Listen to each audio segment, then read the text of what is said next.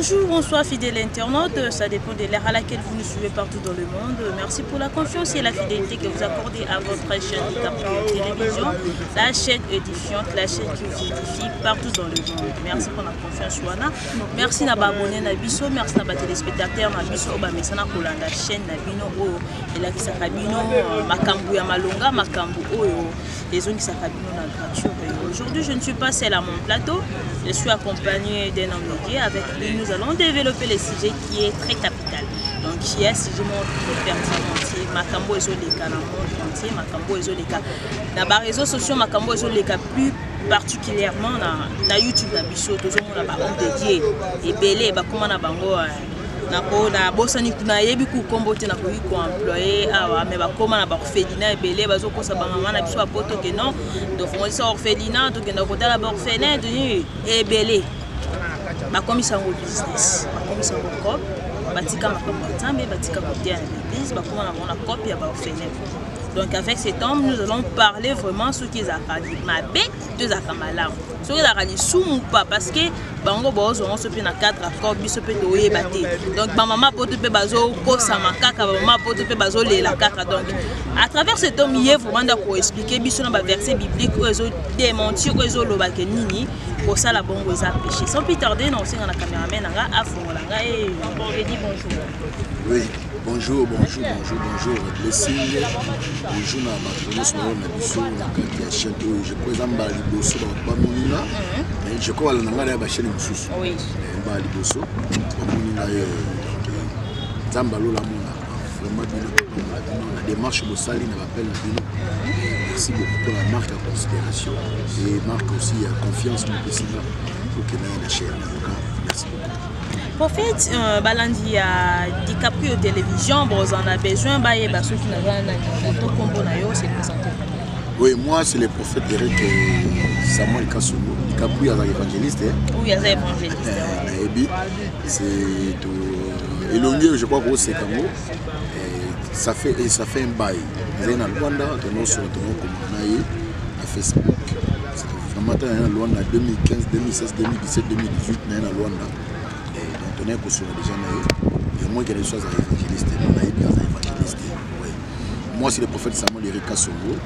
Dans un deuxième pasteur et église. En fait c'est Eric Samuel. Des prénoms. Oui, on va expliquer le pourquoi. Dans un deuxième pasteur et église, il y en a qui voulaient nous aider dans Kitambo, l'hôpital. Nouvelle Alliance Jésus-Christ. Pasteur Nangaï, c'est Trésor Mafaya. Mon père spirituel c'est Serge Kipula. L'église Nakongaï et Sika Oyowa, puis papa Nanga Moulou Mazali, comme nous faire dans les dieux. Ils ont face à face dans Corneille City, dans Lemba, super. Merci. Vraiment, ce qu'on peut dire.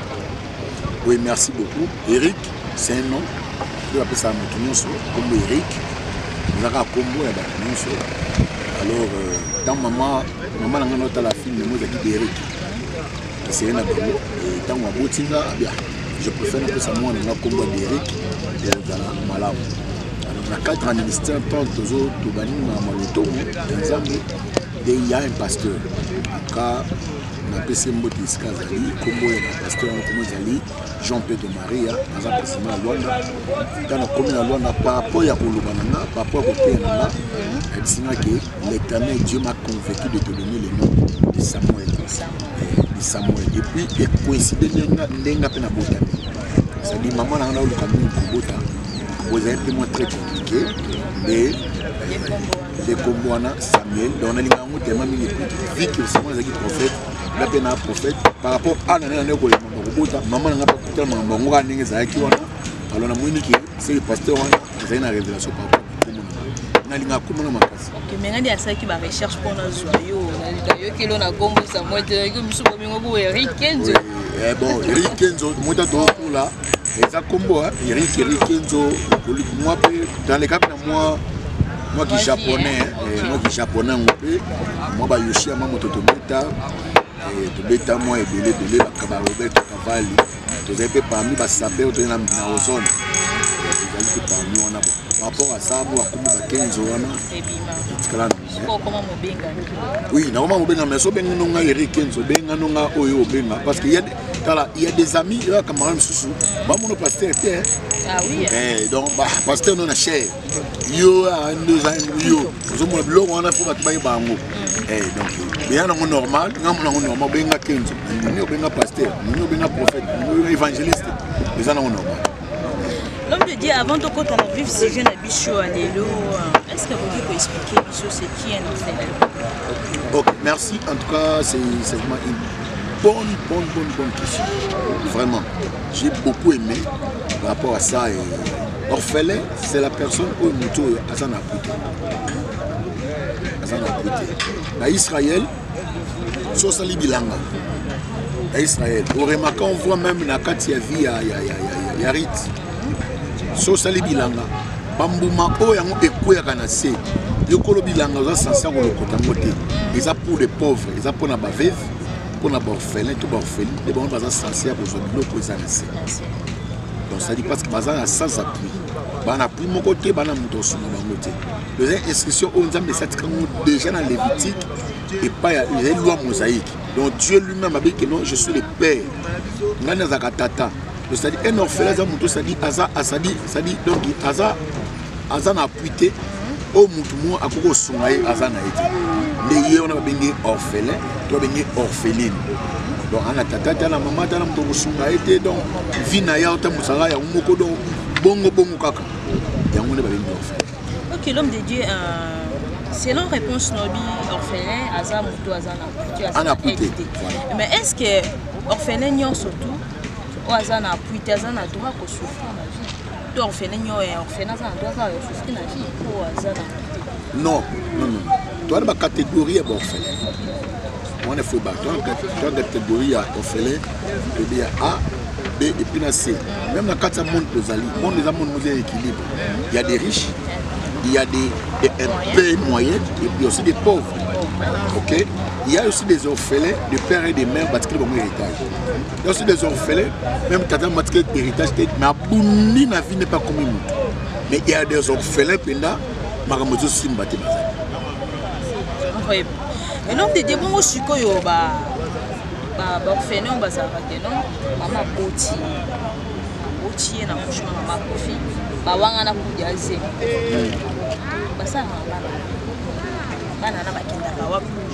Ah d'accord. Bana Bongo, je crois, bateau Basalamon Mini, ce sont les églises catholiques parce qu'il faut être normal. Tu dis catholique, malgré tout le catholique. Bana Bakenami na katia orphelinat. Babengo hébergement. Ok.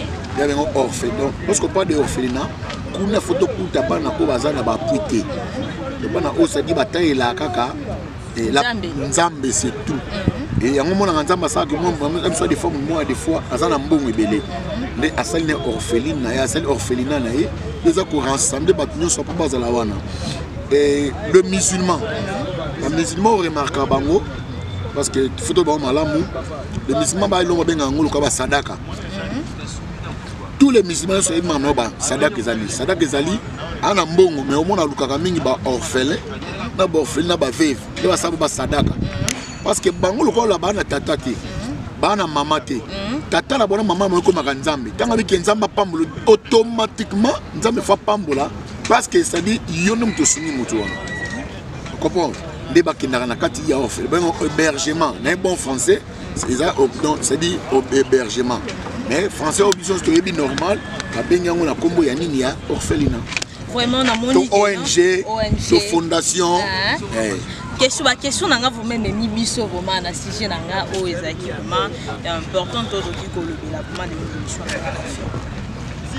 Le tozomona epela ba pasteur ba prophète ba tiki ministère nzambe ba tiki ko prêcher na l'église ba comme na propre orphelinat. Et comme ni na ba petenga o orphelinat la copte. Si vous avez orphelinat la copte wana mikosi. Na expliquer.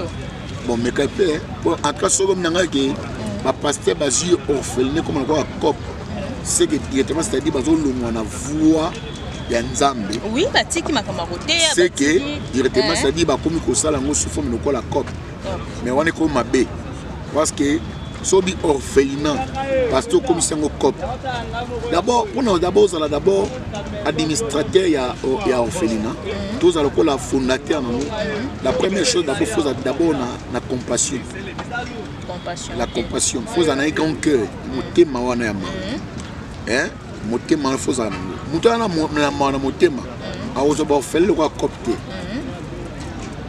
mutana na motema on a copté mais on a na motema ta mon cop mais ce qui est allé que ba orphelin ko la cop il ba que leur père notre Dieu en confondant rabam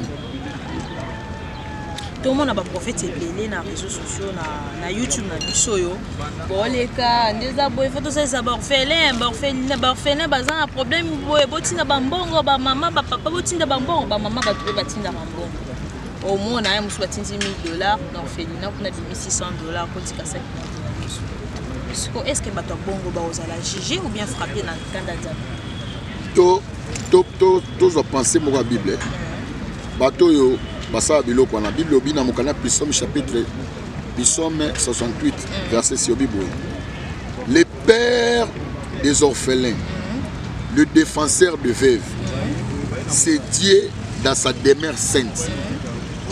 La bengi tata nani tata ya bitike défenseur il y a deux choses aza tata a défenseur donc automatiquement tangu yozo nyokola tangu yozo sala ba pesio 1000 yozo $100 que non orphelinat au lieu $900 yeba que leur père tata na baba bengi le défenseur ba veuve azaka yeba que d'abord un père c'est qui tata za mutu oyoyo c'est-à-dire tata c'est un responsable OK et papa na blessing aza responsable na lui c'est-à-dire hôtel à kai au croire kana yi et pas na yedika no papa nyonso zali so tangu yo sale loko bongo leur père qui est notre Dieu a hôtel trop tard a hôtel. C'est que ça a des conséquences, moi, et comment mater donc non, les conséquences, c'est Ali. Toute personne qui est en train de faire souffrir les orphelins, tous les orphelines, il y a que tata la souka nango manonongo ezali za film. Manonongo ezali ngwana. Comme liboma. Non. Nzamba fa pa moto ko monta otambola bo peut déjà pesa kufa mais oyeba te. Denywana. Oui. Moto otambola. Ça kufa. Toi tu crois que tu là? Saoul croyait que Azaki Ouo n'a qu'à Israël. Bazé a rejeté. Et rejeté, mais la trône naï. Rejeté, mais après c'est mes instructions pour battre tout ça. Rejeté, à sa peine à armement naï. Mais il y avait une personne, la commune c'était David, comme des rois. Ouais. Donc il y a beaucoup de gens aux hommes bango soit disant des prophètes, soit disant des pasteurs. Il y a un monde à mouton à pelleter. Alors il y a un moment où le la cop, aux orphelins le la cop. Parce qu'on a appelé au Bénin la agenda. Donc on a eu un mot personnel. On se la montre, ça ça y moi ça les a tayé. Même banana yo, ba couper à ba pot cassé wana. Malédiction. Ça dit premier jusqu'au 4e génération. Quand tu fais le mal aujourd'hui, c'est que l'homme aura semé. Bible zangate. Galates chapitre 6. Verset 7. C'est que l'homme aura semé, il les moissonnera aussi. Il est moissonné. Non, donc on tracé. Aussi, c'est-à-dire, tout ce que tu es en train de faire, yo au foutango. Bana no ba foutango. Bana ba no ba foutango. Bana ba no foutango. 4e génération. C'est la 4e génération. Mutu ozo orphelinat, do ozo loko la agenda. On va aller à mbongo ba orphelin, akosaka batu. Pour kazana ngote, pour baby ki batapoto ba batu mitema ma. Alors pour muta poto tanga pesa oluka azana besoin de pambo. Mais tangu merci encore. Broche me fungwami. Au moins titangu yozoli ba mbongo batu. Ba mbongo ba orphelin wana. Yeba ke nzamba likolo ako utiliser ba chance na yo. Et pas ya muto zoti na mbongo mutema na mutema polele. Yo lié maintenant malikolo azui et ben toi nous ma camion ça peut atindeli mutu ouais wana pour encourager ba maman biso batindela bato bakosa ka bango pour mususu ne tosa l'émission ouais mususu bato ba lui makambo solo c'est que to tinda lisu non faut pas dire ça ko ka ba izadawe lo botama mo ka ba este Esther alors ba tumungo ça dit kaba pas na eza ko la mutabota ma adore botama na botama na ko ata ba osali ba exporter ata ba osali mabe akaba kaka et donc eza bongo natira ko kaba yeba na ata na bo natira ko kaba mutu akaba quelque chose ko yo kama be ya bona bona loko les a donné yo bilobi mutu azo pesa libéralement azo be bénédiction mais mutu azo ko bomba azo ko s'appauvrir comme pauvre les a bible mutu apesa azaka mutu azali aza supérieur que par rapport à mutu azo recevoir une comme inférieur donc on a ça maman ba pesa mbo pour orphelinat avant pesa tu dois d'abord vérifier on a bandé qu'on a chassa tinda ba ki hôtel est-ce que vraiment est ça to za la kati balia ka ndenge nini ba mela ka ndenge nini tinda